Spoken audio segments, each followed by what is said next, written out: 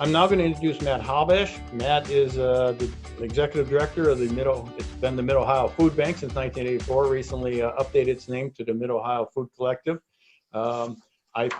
He was also well known when he was with Columbus City Council from 1993 to 2006.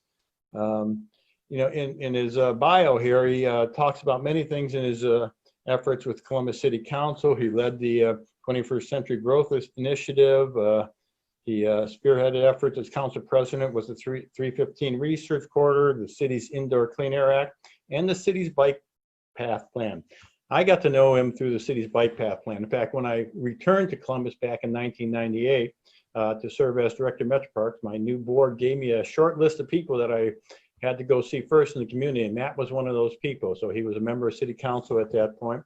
Matt and I met in those early days in 1998, and we talked about creating a bike path plan for Central Ohio. It hatched out, and we worked together between the city of Columbus, Metro Parks, and actually almost every other government in Franklin County worked together over the next several years. We went from about 7 miles of regional bike path in 98 to over 100 miles. So I always remember Matt fondly for bringing the leadership of Columbus City Council to the table on that and helping us get that plan up and running. So Matt, with that, I'm going to turn it over to you as you get a chance to tell us about the Mid-Ohio Food Cooperative, Food Collective. Thanks, John. And John's being very modest. And when it comes to that trail system, it wouldn't have happened without him. The partnership that was developed with Metro Parks was unprecedented, I think, in really opening up the park systems to trails and really helping to figure that out. So I've always had great respect for John. So thank you. I want to talk a little bit about the Mid-Ohio Food Collective, why we did that, what our work is about from that perspective, and why that name, given, I've been around for 36 of the 40-year history of this organization, and changing the main name from Food Bank to Collective was a big issue for us.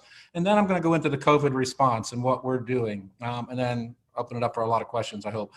Just to give you a sense, we began a journey about 8 or 9 months ago, really looking at the fact that we were known very well for the Mid-Ohio Food Bank and the work that we were doing, but we had stepped into a lot of other work, particularly around the idea of a Mid-Ohio farm, a Mid-Ohio pharmacy program, a Mid-Ohio kitchen, and a Mid-Ohio market. So those 5 areas became what we called our assets. And it was a recognition that we're more than a food bank. We're more than moving the food that we do. And I'll talk a lot about that. We had a farm on the south side of Columbus for a number of years, lost it when a charter school bought the Columbus Public School, and we got booted off about a year later. We are opening a brand new state-of-the-art farm up on the hilltop, and we're excited about the opportunity there. And we really stepped into a partnership with USDA where we gave out about $3 million in grants to other urban farming and community gardening projects to help strengthen them. The whole purpose of our farm is to really look at the issue of urban farming and teaching young people where food comes from, and really connecting people to now high-tech ways of growing food, which is going to be our new partnership. And right now we're even helping out Waterman Farms at Ohio State with that project, because we've taken all the seedlings they had, and then when they got shut down, we took them all over to our farm and our high tunnels and are growing them for them there. The Mid-Ohio Kitchen really was a recognition. And for those of you who know, we run a restaurant. It's in the Reeve Avenue Center. It's a cafe. We also cook for the Boys and Girls Club and the daycare out of there, cook a community meal as well, and then started into the after-school meal program, the summer feeding programs, and we've pulled all of that together under now a banner of Mid-Ohio Kitchen, where we intend to greatly expand that with the idea of ultimately cooking and preparing some of the food that we get and having it in a ready, easy state. As they like to tell me, convenience trumps everything in the food industry. And we want to make sure that healthy, fresh choices are, in fact, part of that. The Mid-Ohio Pharmacy is a partnership we started a number of years ago, but we really began in 2011 when we were asked, one of 3 food banks in the country, to do diabetes research with Bristol Myers Squibb Foundation, Feeding America. We partnered with Ohio State to do that research, and it really was looking at the issue, if you're food insecure, can you manage your diabetes? Well, it turns out the answer is no, and we really went about a process of, could we create ways where in fact we could provide enough fresh, healthy food that we can in fact see improvements in A1Cs for diabetes. We were the only one of the 3 food banks to do that. We had a unique partnership with Primary One Health Center, with the Central High Diabetes Association, and then obviously with us. That model worked better than some of the other 2 models tried by the other 2 food banks. And it really, that coupled with the fact that we were also asked at that time to lead the charge to find the next 1 billion pounds of fresh produce. The estimates are in any given year is 10 to 14 billion pounds of produce are left in the fields and not harvested. This year will be a record year given all the challenges that half the food industry has been shut down for a while. So we stepped into that space with an idea that if we could have doctors write food prescriptions for produce, match the data back up with the visit data of how many times people came, the more frequently people came to get the fresh food, the better we could see their A1Cs get in diabetes. So we now pitch ourselves as a low-cost, high-value healthcare strategy. It really is a way of looking at the fact that surplus food in this country, which is the foundation of food banking, really is in the fresh categories. More than 60% of what we normally give out is fresh food. We're the 5th largest produce distributing food bank in the United States, and last year gave out over 30 million pounds of produce that would have been left in the fields and not harvested. So we're capturing that food, getting it to people that are hungry across a 20-county footprint, and now working with healthcare partners to measure the more frequently we get you to come, the more we can in fact see improvements in health. And a way to enhance that was the Mid-Ohio market strategy. This for us was really responding in a couple ways to a deep dive set of interviews we did with about 300 people. And these are about an hour-long interview process. And during one of those, a customer, as we now call our clients, said to us, I can't afford to shop at a food pantry. And we said, what's that mean? And she says, I can't afford to take a day off of work. I work, more than half the people we help work. And she said, the pantry's open when I'm at work. That's the only days it's open in my neighborhood. Therefore, if I take a day off, I lose $80 because I get paid by the hour. And we realized that, our system of, 600 partner agencies, in this case, 300 pantries, and about 120 of those are in Franklin County, wasn't really the answer if the pantry is open for 2 hours this week and only twice a month, those kind of things. And we really needed to have more consistent hours. We also really wanted to address the issue of stigma. So we really came at this with the idea that a Mid-Ohio market strategy, rather than calling it a food pantry, rather than having it in a church basement, with all the stigma, it's really difficult. What we know from our data tracking system is that basically people come 5 times or less a year. We touch 500,000 people a year. 36% of those folks come once a year. 70% come 5 times or less. Most of them could come at least twice a month if they wanted to. And so the reality is people only came when life really forced them to have the courage to come across and step across that threshold into a pantry. We want to make it more inviting now. If we're going to use ourselves as a healthcare strategy, we have fresh food.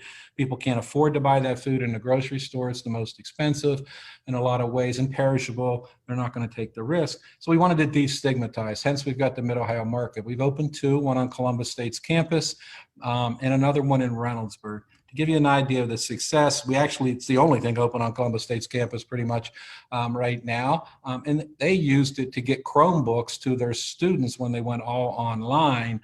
That distribution out of the market to have the people come there, then they could also introduce them to the market that hadn't had a chance to know it was there yet. And it's been very successful. It's now in the top 5 of our biggest distributions.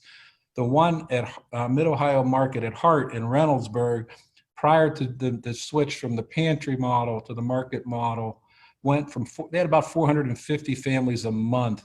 They are now doing 1,100 families a week. So it was almost a 10-fold increase in our ability to really see how we could help people. We want you coming back, take what you can use that week. And because it's perishable food, it's fresh food. We don't want to give you a lot of it. None of us buy our milk once a month. Wouldn't taste very good,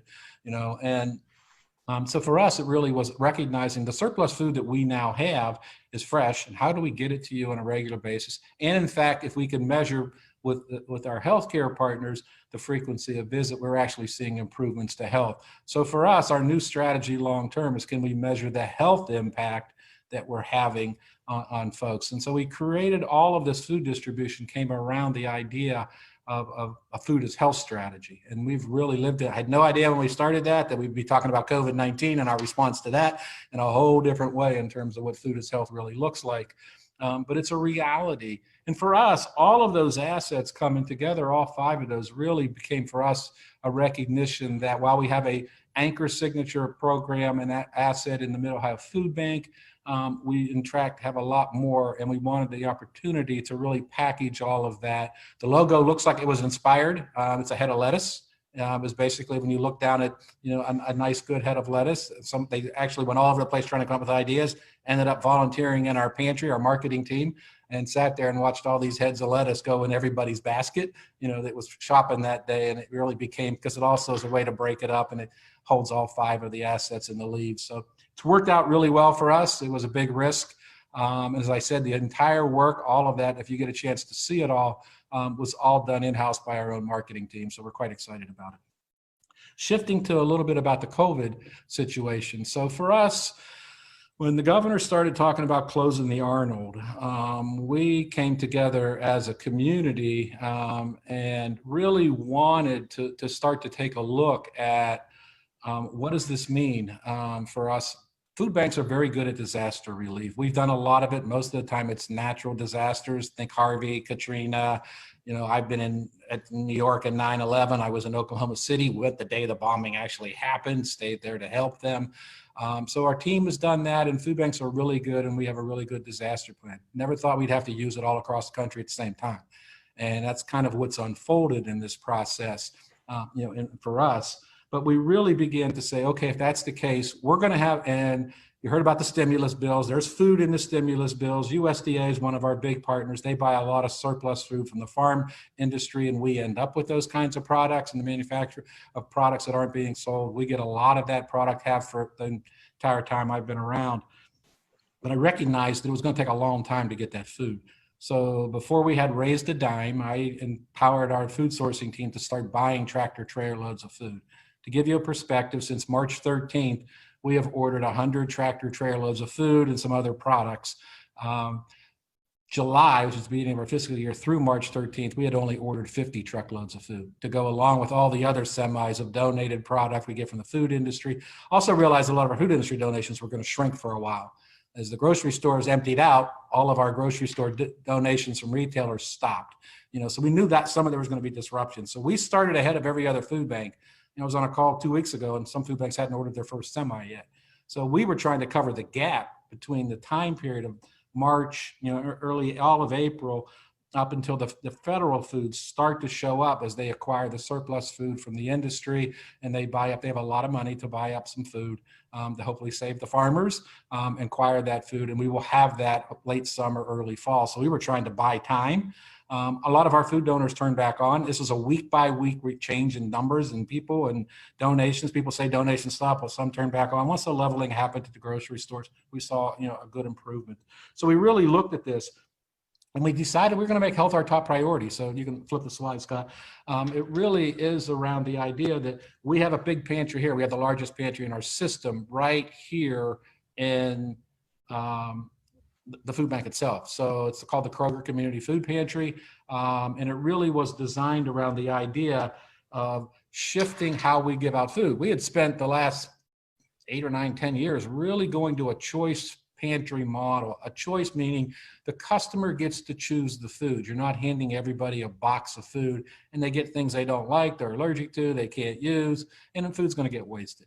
So we really have been, and we wanted a much more dignified approach. We've worked on all those strategies to make this a very customer-centric approach, and we had to abandon all that. We had to go to, literally shifting to a no-touch model.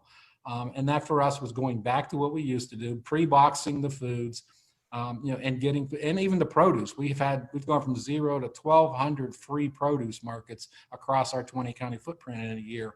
And we had to stop doing those the way we did, where you got to show up and pick and choose the product you want. If you didn't like a certain fruit or vegetable, you didn't take it, and now we've got a pre-bag. So there's a little bit of that that's lost in the no-touch model of that ability to shop. But we really wanted to encourage that. And that's the advantage we ended up with. We got that word out really early to our agency partners, said we need to shift to this model. And the contrasted difference in our partner system across our 20-county footprint is 95% of them stayed open. And you got to remember that 70% of the volunteers that we have in those operations are senior citizens who were being told to stay home. So, and a lot of them still came out, some corporate folks who, once they were, into no work zones and working from home and all those things, getting furloughed, we had some volunteers and places show up to keep our system open. Contrast that with Las Vegas, 83% of their agencies closed. So it was the exact opposite here versus there, which gave us the ability to move a lot of food to people in a normal channel. So the big lines you see from my friends in San Antonio and Pittsburgh and a few other places where there's 10,000 cars get served in a day, we didn't have to do any of that. We did very little of that, frankly. We've got a couple of distributions that have gotten a little big that were farmers markets on the west side intentionally.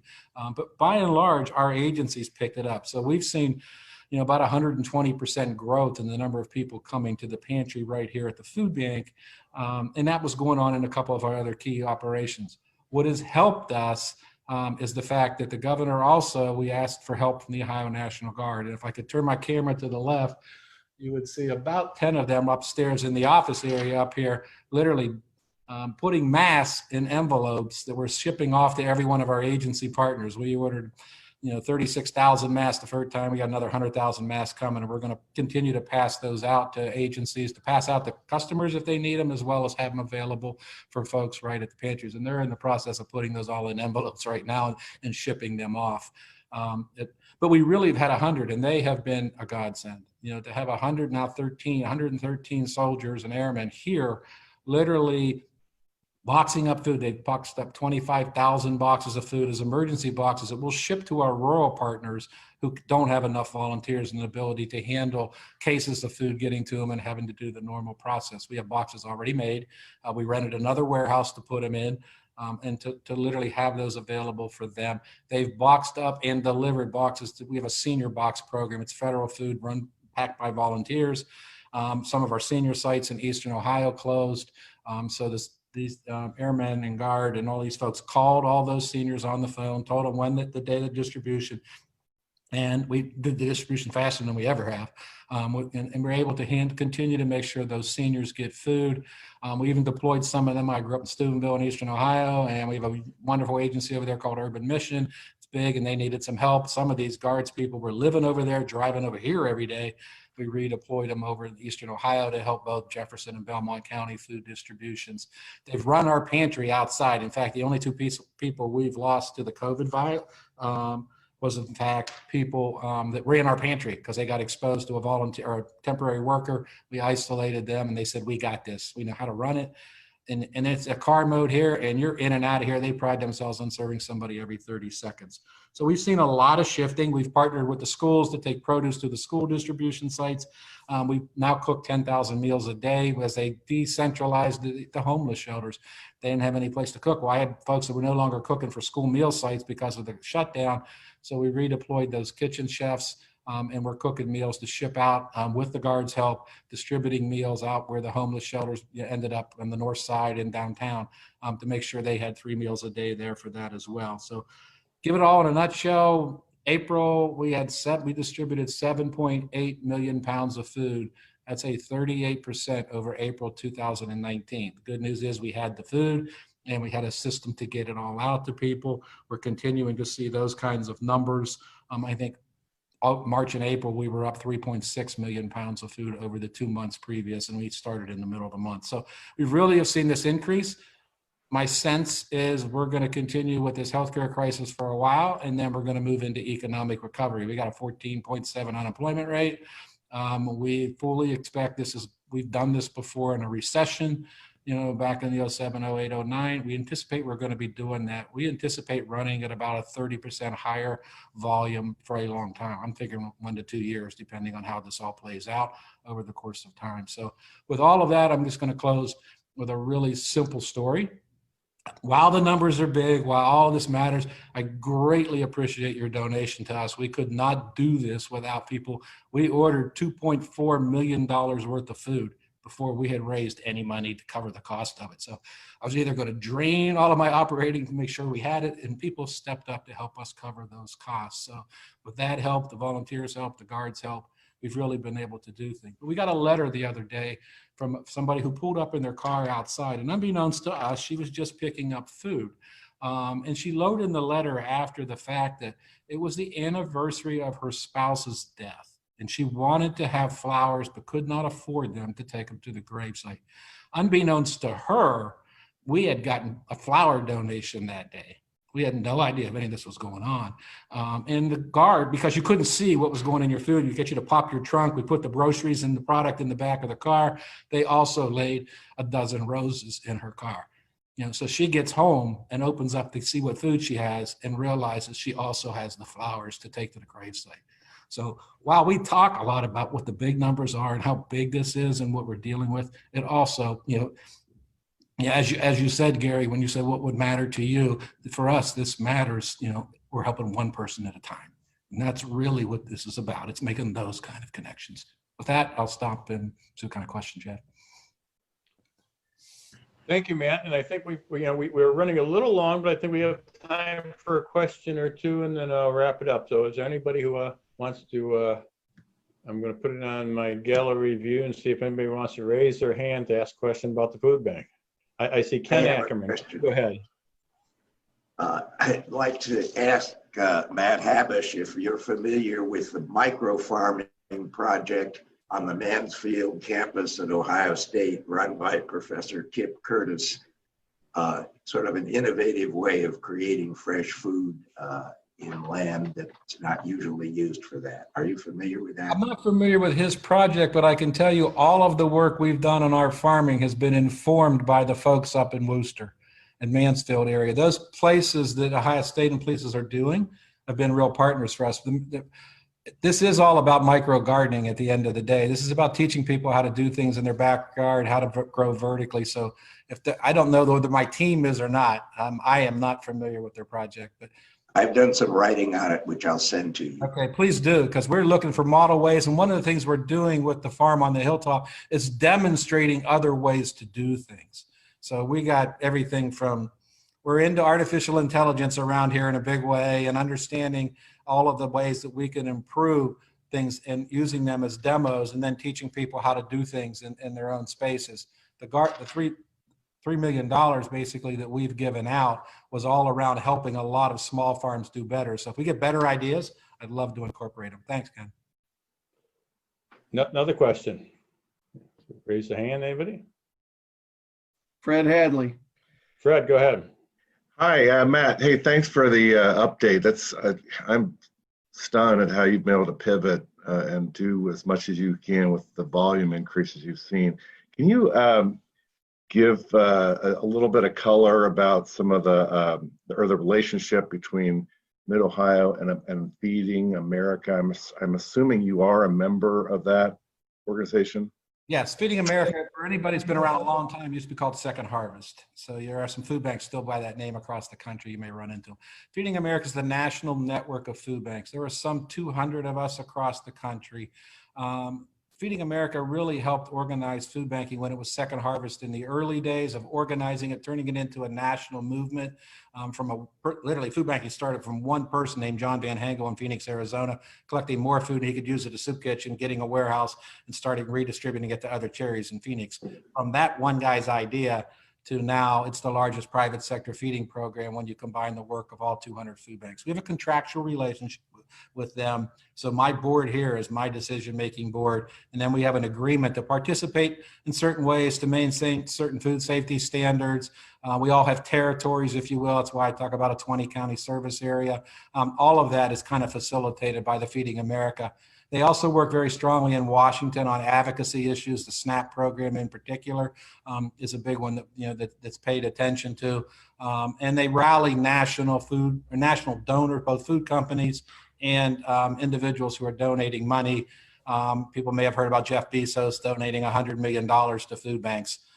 They facilitated that entire arrangement conversation. All the money got passed through Feeding America. They didn't keep any of it. It went out to food banks all across the country. We used all that money, or most of that money, to pass on to our 600 agency partners. We didn't keep any of it. We literally were passing it on to them. So as they were seeing increase in expenses, they would have some additional cash, particularly if there were a lot of faith-based organizations who may not be raising as much money in the church till as they used to, when everybody was showing up. So we wanted to make sure they had additional resources they could make their own decisions. So that's kind of they're an organizing body with us. It's a national network.